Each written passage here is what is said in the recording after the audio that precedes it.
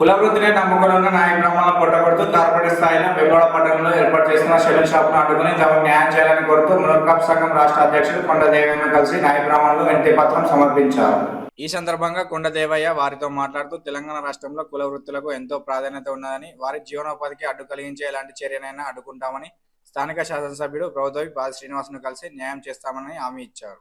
స్థానిక మునర్కాప్ సత్రంలో కొండదేవయ్యను కలిసి న్యాయ బ్రాహ్మణ సంఘం ప్రతినిధులు మాట్లాడుతూ కార్పొరేట్ శక్తుల ప్రభావంతో ఏర్పాటు చేస్తున్న సెలూన్ షాపుల వల్ల తాము రోడ్డున పడతామని, ఏ విధంగానైనా అడ్డుకోవాలని కోరారు. కార్యక్రమంలో న్యాయ బ్రాహ్మణ కులస్తులు గడ్డం నవీన్, సారంపల్లి సంతోష్, అన్నారం రమేష్, పిలిచాల శ్రీకాంత్, అనిల్, కళ్యాణం లక్ష్మణ్, కోత్వాల్ నరసింహులు, తిరుపతి, రమేష్, శ్రీధర్, మహేష్ తదితరులు ఉన్నారు.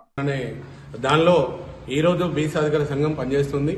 ఈరోజు అనుకోకుండా నేను ఇక్కడ ఉండడం ఒక వారం రోజులు ఉంటున్నాను. మరి వారం రోజుల్లో కూడా చాలా సమస్యలు కూడా ఇక్కడ పొద్దున్నే మార్నింగ్ ఒక రైల్వే బాధితులది సమస్య వచ్చింది.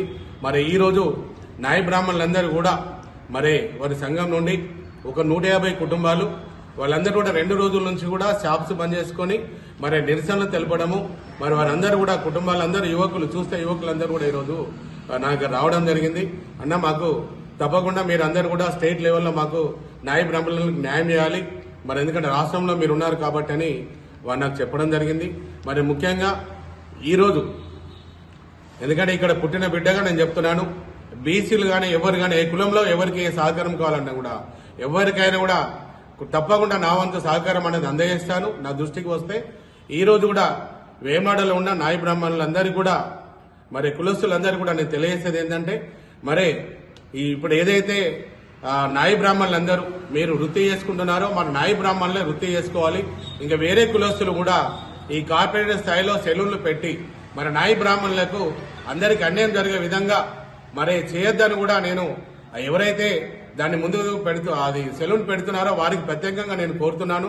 మరి వాళ్ళ కులంలో వాళ్ళు కార్పొరేట్ స్థాయిలో పెట్టుకున్నా తప్పులేదు, కానీ వేరే కులస్తులు వచ్చి ఇక్కడ మరి ఇక్కడ పెట్టడం అనేది అందరికి కూడా ఎంతో కుటుంబాలందరూ కూడా రోడ్డున పడేసే పరిస్థితి తీసుకురావద్దని కోరుకుంటూ, ఏదైతే ఇక్కడ సెలూన్ ఏర్పాటు చేస్తున్నా మరి ఇంకా వాళ్ళకు కూడా తెలియజేస్తున్నాను, దయచేసి మీరు ఆ 150 కుటుంబాలు వాళ్ళ కులంలో వాళ్ళు పెట్టుకుని వాళ్ళు బాగుపడతారు.